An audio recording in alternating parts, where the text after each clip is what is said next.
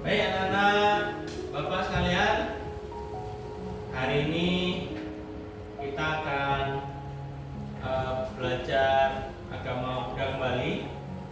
Baik, sebelum kita belajar, ya, kita berdoa supaya apa yang kita pelajari hari ini bisa kita pahami dengan baik. Baik, hari ini doa akan dipimpin oleh Sila. Yuk, silakan Sila. Teman-teman, sebelum kita mulai belajar, mari kita membacakan doa Namaskara Gata. Arahang sama sambuddho ariwadeni swakato bhagavato sawakasampo samanamami sabisata sulawantu sukirata semoga semua makhluk hidup berbahagia. Sadu, sadu, sadu. Namo Buddhaya Pato. Baik anak-anak sekalian, hari ini kita akan belajar memasuki pada materi yaitu Catur Arya Sacani atau Catari Arya Sacani, yaitu 4 kebenaran mulia. Ya, masih ingat anak-anak Bapak apa itu 4 kebenaran mulia? Masih ya, apa aja yang pertama? Duka. Kemudian sebab duka. Yang ketiga, lenyapnya duka. Yang keempat, jalan menuju lenyapnya duka. Ya. Jadi hari ini kita akan bahas satu persatu, ya, tentang 4 kebenaran mulia. Ya, baik, silakan dibuka bukunya, ya, dilihat juga di buku, dan nanti juga Bapak akan tayangkan video tentang 4 kebenaran mulia. Ya, silakan dibuka bukunya. Ya, lihat anak-anak Bapak, kalau di layar ini, ya, itu ada yang tertawa dan juga ada yang menangis. Ya, lihat, bagus ya gambarnya. Yuk. Jadi anak-anak Bapak, ini kita akan kerjakan nanti, ya. Kita akan bahas dulu materinya. Kita masuk ke materi, yaitu 4 kebenaran mulia. Ya, yang pertama, lihat 4 kebenaran mulia. Apa sih 4 kebenaran mulia itu? Ya, 4 kebenaran mulia adalah ajaran Buddha yang pertama kali disampaikan kepada 5 orang pertapa. Masih ingat siapa 5 orang pertapa itu? Masih ingat? Siapa? Asaji, Manama, Kondana, Gadia, dan Wapa. Iya, bagus sekali. Iya. Khotbah yang pertama itu dinamakan apa? Khotbah Buddha yang pertama namanya apa? Dhammacakkappavattana Sutta. Ya, yaitu berisi diantaranya adalah tentang 4 kebenaran mulia. Ya, oke. Kebenaran mulia ini terjadi atau dialami oleh kita manusia, semua manusia, bahkan semua makhluk. Ya, bahkan semua makhluk. Baik, kita akan lihat satu persatu. Ya, yang pertama Yang pertama adalah duka atau adanya duka. Ya, anak-anak Bapak sekalian, bisa dilihat ya, kita hidup di dunia itu adalah duka. Ya, adalah duka. Senang, sedih, ya, semuanya duka.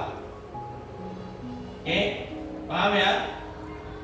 Semua yang terjadi di dunia ini adalah duka.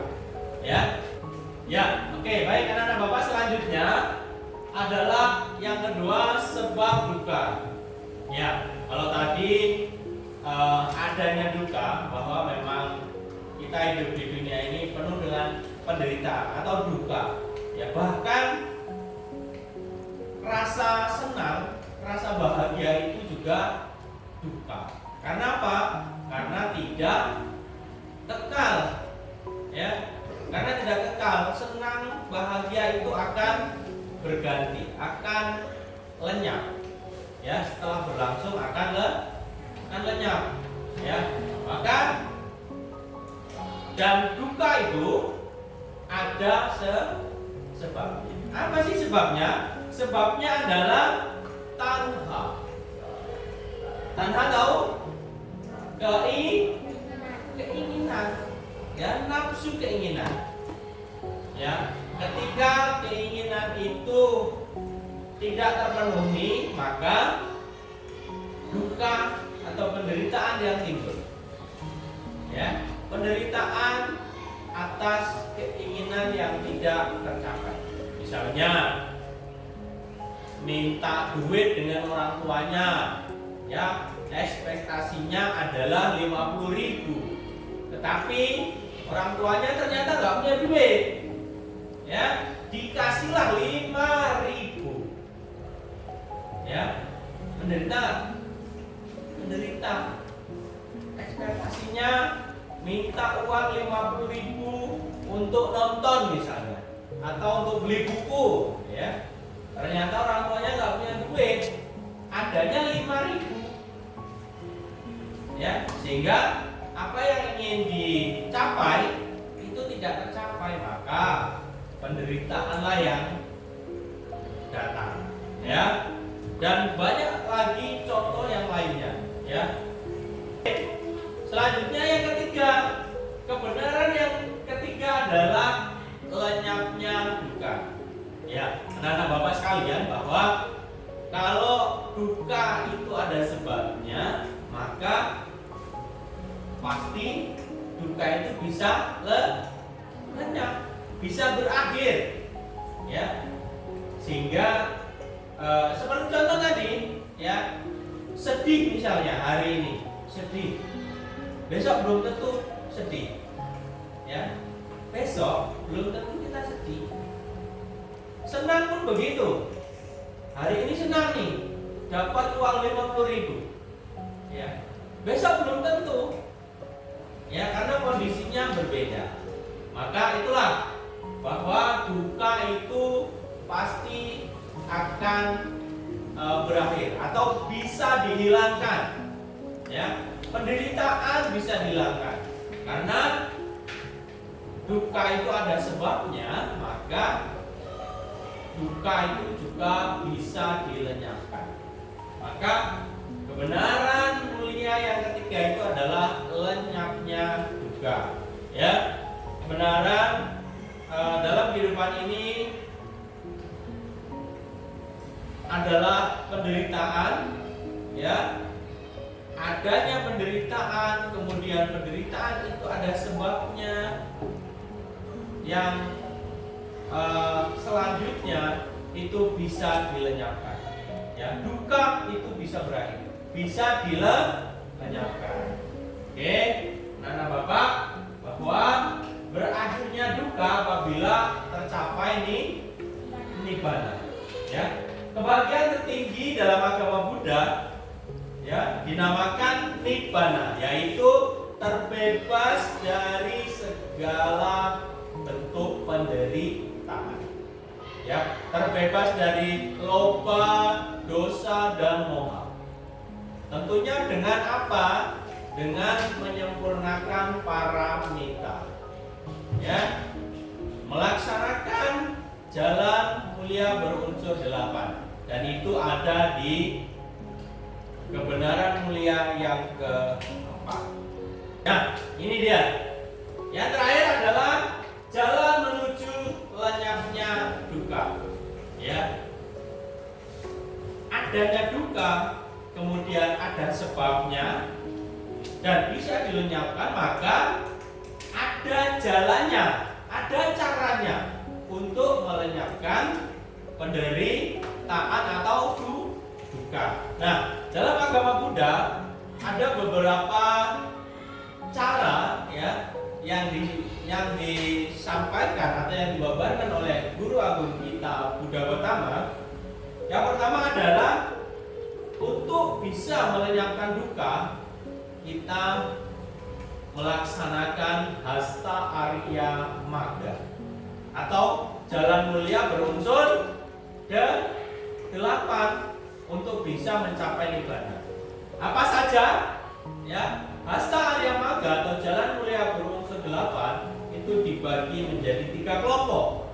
Ya, yaitu kelompok sila, kelompok panya, dan kelompok samadhi. Sila, panya, samadhi, atau panya, sila, samadhi, atau samadhi, panya, sila, ya. Yang penting itu dilaksanakan secara bersamaan, ya, berbarengan, dilaksanakan dengan baik, dengan benar, ya. Seperti misalnya contohnya di kelompok sila misalnya, ya, ucapan kita baik, ya, pikiran kita baik, perbuatan kita baik. Kemudian di kelompok samadhi misalnya, samadhi kita benar, baik, ya, pengembangan pikiran kita baik, sehingga jalan mulia unsur 8 ini kita laksanakan dengan benar. Tujuan untuk melenyapkan duka itu bisa kita capai dengan baik. Sebagai contoh, Buddha Gautama itu membutuhkan waktu yang panjang sekali prosesnya, ya, mengalami kelahiran dan kematian yang banyak sekali jumlah, ya. Mati, lahir, mati, hidup, mati, hidup, mati, hidup lagi, ya, sampai dengan yang terakhir kehidupan beliau menjadi seorang bodhisattva yang bernama Siddhartha, ya. Pada kelahiran yang terakhir adalah seorang pangeran yang bernama Siddhartha, terlahir sebagai manusia. Di kelahiran yang terakhir menyempurnakan paramitanya sehingga mencapai nibbana atau pencerahan sempurna atau kebuddhaan. Baik, selanjutnya anak-anak Bapak, kita akan berdiskusi. Sebelumnya kita akan bagi terlebih dahulu kelompoknya menjadi dua kelompok, kelompok 1 dan kelompok 2. Nah, pembagiannya yaitu cewek dan cowok, ya. Cowok kelompok 1, cewek kelompok 2. Oke ya. Jadi nanti setelah ini silakan duduknya berkelompok, ya. Yang cewek jadi satu kelompok, yang cowok jadi satu kelompok. Nah, ini bahan diskusinya, ya. Ini bahan diskusinya, ya. Nanti lihat di buku dan nanti juga akan Bapak tayangkan video untuk sebagai bahan diskusi. Oke ya. Setelah ini silakan duduknya berkelompok.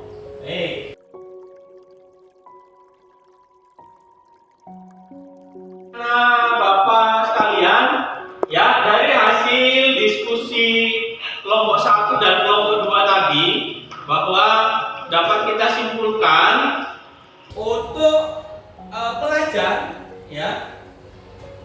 Nah, ini sebagai pelajar, ya, rajin belajar adalah contoh cara hidup yang benar bagi seorang pelajar. Ya, dengan rajin belajar, kesulitan bisa diatasi. Jika rajin belajar, setiap orang bisa berprestasi, bisa memiliki kemampuan, ya, ramah tamah dan tidak sombong, ya, adalah cara hidup yang benar agar memiliki banyak teman, ya, agar memiliki banyak teman, menjaga kebersihan badan serta pakaian, ya, adalah cara hidup benar agar memiliki kesehatan yang baik dan lain sebagainya, ya. Kalian bisa memikirkan sendiri, mencari sendiri bagaimana, ya, bagaimana caranya kita bisa berperilaku baik, ya. Tuh.